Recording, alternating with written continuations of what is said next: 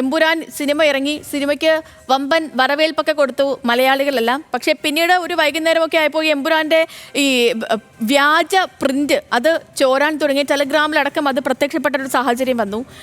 പിന്നാലെ അതിനും ശേഷമാണ് ഈ സിനിമയ്ക്കെതിരെ സംഘപരിവാർ സംഘടനകളുടെ സൈബർ ആക്രമണമൊക്കെ തുടങ്ങിയത്. അപ്പോൾ എമ്പുരാൻ സിനിമ ഇപ്പോൾ വാർത്തകളിൽ, നേരത്തെ അത് വാർത്തകളിൽ ഇടം പിടിച്ചിരുന്നത് ആ സിനിമയുടെ ഒരു ബ്രഹ്മാണ്ഡ റിലീസായിരുന്നുവെങ്കിൽ റിലീസിന് ശേഷം ആ സിനിമ പലവിധമായ വിവാദങ്ങളിൽ കുരുങ്ങി നിൽക്കുന്ന കാഴ്ചകളാണ് നമ്മൾ കണ്ടുകൊണ്ടിരിക്കുന്നത്. അപ്പോൾ ഞാനീ പറയാനുള്ള കാരണം നമ്മളിനി അടുത്ത് പോകുന്നത് ഈ എമ്പുരാനുമായി ബന്ധപ്പെട്ടുള്ള പുതിയൊരു അപ്ഡേറ്റിലേക്കാണ്. ഈ സിനിമയുടെ വ്യാജ പതിപ്പ് ടെലഗ്രാമിൽ പ്രചരിപ്പിച്ചവർക്കെതിരെ അന്വേഷണം പോലീസ് ശക്തമാക്കിയിട്ടുണ്ട്. സൈബർ സിഐയുടെ നേതൃത്വത്തിൽ 8-അംഗ അന്വേഷണ സംഘത്തെ നിയോഗിച്ചു. അതേസമയം തന്നെ ഈ ചിത്രത്തിനെതിരെ ഞാൻ തുടക്കത്തിൽ പറഞ്ഞതുപോലെ സൈബർ ആക്രമണമുണ്ട്. സംഘപരിവാർ പ്രവർത്തകർ ഇപ്പോഴും ആ സൈബർ ആക്രമണങ്ങൾ തുടരുന്നുണ്ട്. 2 ദിവസം കൊണ്ട് ഈ സിനിമ 100 കോടി ക്ലബിലേക്ക് കടന്ന ആവേശത്തിലാണ് അണിയറ പ്രവർത്തകർ. അപ്പോൾ എമ്പുരാനുമായി ബന്ധപ്പെട്ടുള്ള ഒട്ടേറെ കാര്യങ്ങളുണ്ട്. അപ്പോൾ കൂടുതൽ വിവരങ്ങൾ നമുക്ക് സഹിൻ ആന്റണിയോട് തന്നെ ചോദിക്കാം. Sahin, good morning. Good morning Sethu. Good morning. Okay, അപ്പോൾ ഈ എമ്പുരാൻ തുടക്കത്തിൽ ഞാൻ പറഞ്ഞതുപോലെ ആദ്യം എമ്പുരാൻ്റെ ഒരു അനൗൺസ്മെന്റ്, ലൂസിഫറിന് ശേഷം എമ്പുരാൻ വരുന്നു എന്നൊരു വലിയൊരു അനൗൺസ്മെന്റ്. അതിനുശേഷം ഈ എമ്പുരാൻ്റെ ഓരോ അപ്ഡേറ്റുകളെയും മലയാളികൾ അത്രമേൽ കാത്തിരുന്ന് അതിനെ നെഞ്ചിലേറ്റി അവസാനം ആ സിനിമയുടെ റിലീസ് ഒരു ബ്രഹ്മാണ്ഡ റിലീസാക്കി മാറ്റി. അതെല്ലാം നമ്മൾ കണ്ടു. അതിനുശേഷം ഇതിൻ്റെ പ്രിന്റ് ചോരുന്നു. പിന്നീട് സംഘപരിവാർ സംഘടനകളുടെ സൈബർ ആക്രമണം വരുന്നു. ഏറ്റവും ഒടുവിൽ ചിത്രത്തെ 100 കോടി ക്ലബിലെത്തി. അങ്ങനെ വിവാദങ്ങളുടെയും സന്തോഷങ്ങളുടെയും ഒരു ഘോഷയാത്രയാണ് എമ്പുരാനുമായി ബന്ധപ്പെട്ട് നടന്നുകൊണ്ടിരിക്കുന്നത്. ഇപ്പോൾ ഈ ടെലിഗ്രാമിൽ സിനിമ പ്രചരിപ്പിച്ചവരുമായി ബന്ധപ്പെട്ട് പുതിയ അന്വേഷണ സംഘത്തെ രൂപീകരിച്ചു എന്നറിയുന്നു. എന്തെങ്കിലും തുമ്പ് കിട്ടിയിട്ടുണ്ടോ? ആരിൽ നിന്നാണ്, എന്താണ് അവിടെ സംഭവിച്ചതെന്നതുമായി ബന്ധപ്പെട്ട്. ഒപ്പം സിനിമയുടെ അണിയറ പ്രവർത്തകരുടെ ഈ സൈബർ ആക്രമണമൊക്കെ പലയിടങ്ങളിൽ നടക്കുമ്പോഴും അണിയറ പ്രവർത്തകരോ അല്ലെങ്കിൽ സംവിധായകനോ പ്രധാന താരങ്ങളോ ഒന്നും തന്നെ ഈ വിഷയത്തിൽ ഇതുവരെ പ്രതികരിച്ചിട്ടില്ല. ഇപ്പോൾ 100 കോടി ക്ലബിൽ പടം 2 ദിവസം കൊണ്ട് കയറുന്നു എന്ന് പറയുന്നത് ഭയങ്കര റെക്കോർഡാണ്. അപ്പോൾ ഈ സാഹചര്യത്തിൽ പ്രതികരിക്കാൻ ആരെങ്കിലുമൊക്കെ മുതിർന്നിട്ടുണ്ടോ? എന്താണ് എമ്പുരാനുമായി ബന്ധപ്പെട്ടുള്ള ഏറ്റവും പുതിയ അപ്ഡേറ്റ് സഹിൻ? ഒപ്പം തന്നെ സഹിൻ, ഈ സിനിമ ഉണ്ടായിരുന്നോ? സേതു, ഞാൻ ഈ സിനിമ കണ്ടതാണ്. നല്ല കലക്കൻ സിനിമ, അടിപൊളി സിനിമ എന്നൊക്കെ പറയില്ലേ. എന്തായാലും ആ സിനിമ നന്നായി കാണണം. ആളുകളെല്ലാവരും തന്നെ ആ സിനിമ കാണണം.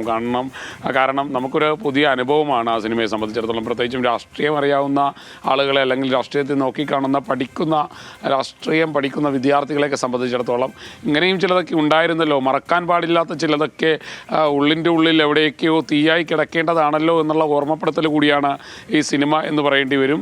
കാരണം കഥയും കഥാപാത്രങ്ങളും എല്ലാം വ്യത്യസ്തമാണെങ്കിലും പണ്ടെങ്ങോ രാജ്യത്ത് സംഭവിച്ച ചില കാര്യങ്ങൾ അത് മറ്റൊരു രീതിയിൽ പറയുന്നു എന്നുള്ളതാണ്. അതുകൊണ്ട് തന്നെ ഈ സിനിമ എന്നെ സംബന്ധിച്ചിടത്തോളം വളരെ അധികം ഇഷ്ടമായ ഒരു സിനിമയാണ്. നല്ല ചിത്രമാണ്, കാണേണ്ട ഒരു ചിത്രമാണ്. എന്തായാലും അതൊക്കെ എൻ്റെ വ്യക്തിപരമായ കാര്യങ്ങളാണ്. പക്ഷേ ഇനി സംഭവിച്ചുകൊണ്ടിരിക്കുന്ന കാര്യങ്ങളിലേക്ക് കടക്കാം സിധു. അതായത് ഇപ്പോൾ എമ്പുരാൻ സിനിമ ചോറുന്നതുമായി ബന്ധപ്പെട്ടുകൊണ്ട് പോലീസിൻ്റെ അന്വേഷണം ശക്തമാക്കിയിരിക്കുകയാണ്.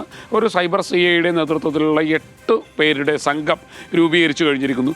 ഇവരുടെ ഒരു പ്രാഥമിക അന്വേഷണം എത്തിച്ചേർന്നിരിക്കുന്നത് കോയമ്പത്തൂരിലെ തിയേറ്ററുകളിൽ നിന്ന് ചിത്രം ചോർന്നിരിക്കാം എന്നുള്ളൊരു സംശയത്തിലാണ് ഈ സംഘം എത്തിച്ചേർന്നിരിക്കുന്നത്. അതിൻ്റെ സൂചനകളാണ് അന്വേഷണ സംഘത്തിന് ലഭിച്ചിരിക്കുന്നത്.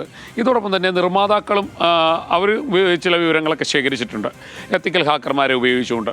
ആ വിവരങ്ങളും പോലീസിന് നിർമ്മാതാക്കൾ കൈമാറിയിട്ടുണ്ട്, അല്ലെങ്കിൽ ഈ ചിത്രത്തിൻ്റെ അണിയറ പ്രവർത്തകർ കൈമാറിയിട്ടുണ്ട് എന്നുള്ളതാണ് മനസ്സിലാക്കാൻ കഴിയുന്നത്. ഇതിനിടെ തന്നെ സേതു സൂചിപ്പിച്ചതുപോലെ തന്നെ വിവാദങ്ങൾ കൊഴുക്കുകയാണ്. ഒരു ഭാഗത്ത് സംഘപരിവാർ സംഘടനകൾ അവർ ശക്തമായി ഈ സിനിമയെ എതിർത്തുകൊണ്ടിരിക്കുന്നു. ഒരുപക്ഷേ ഏറ്റവും അധികം തവണ ക്യാൻസൽ ചെയ്ത ഒരു ടിക്കറ്റ് എമ്പുരാൻ്റേതാണ്. ഒരാൾ ക്യാൻസൽ ചെയ്ത ടിക്കറ്റ് ഇങ്ങനെ പ്രചരിച്ചുകൊണ്ടിരിക്കുകയായിരുന്നു ഫേസ്ബുക്കിലും നവമാധ്യമങ്ങളിലാകമാനം. ഒപ്പം തന്നെ സംഘപരിവാർ സംഘടനകൾ അവരിതിനെതിരെ ശക്തമായ പ്രചരണങ്ങൾ നടത്തുന്നു. മറുഭാഗത്ത് ഇടത് വലത് സംഘടനകൾ, ഇന്നലെ തന്നെ കേരള ചലച്ചിത്ര അക്കാദമിയുടെ അംഗമായിട്ടുള്ള അല്ലെ AIYF-ൻ്റെ സംസ്ഥാന പ്രസിഡൻ്റായിട്ടുള്ള N. അരുൺ പ്രത്യക്ഷമായി തന്നെ രംഗത്ത് വന്നിരുന്നു. അദ്ദേഹം പറയുന്നത് ഈ ചിത്രത്തിന് വേണ്ട എല്ലാ സപ്പോർട്ടും ഞങ്ങൾ കൊടുക്കുന്നു. ഈ ചിത്രം എല്ലാവരും കാണണമെന്നുള്ളതാണ്. അതേപോലെ ഇടത് സംഘടനകളിലെ വലത് സംഘടനകളിലെ ഒട്ടുമിക്ക നേതാക്കളും ഇതിനെ അനുകൂലിച്ചുകൊണ്ട് രംഗത്ത് വരുന്ന ഒരു സാഹചര്യമാണ്, ഈ ചിത്രത്തെ അനുകൂലിച്ചുകൊണ്ട് രംഗത്ത് വരുന്ന ഒരു സാഹചര്യമാണുള്ളത്. സംഘപരിവാർ സംഘടനകൾ ഈ ചിത്രത്തെ എതിർത്തുകൊണ്ട് രംഗത്ത് വരുന്ന ഒരു സാഹചര്യം. അങ്ങനെ ഒരു ഭാഗത്ത് രാഷ്ട്രീയമായ പോര് മുറുകിക്കൊണ്ടിരിക്കുകയാണ്.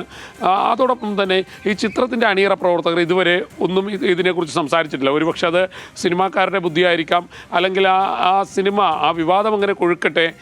ചിത്രം പരമാവധി ഇപ്പോൾ നമുക്കറിയാം റെക്കോർഡെന്ന് പറഞ്ഞു കഴിഞ്ഞാൽ സർവ്വകാല റെക്കോർഡാണ്. 2 ദിവസം കൊണ്ട് ഒരു ചിത്രം 100 കോടി ക്ലബ്ബിൽ കയറുക എന്ന് പറയുന്നത്.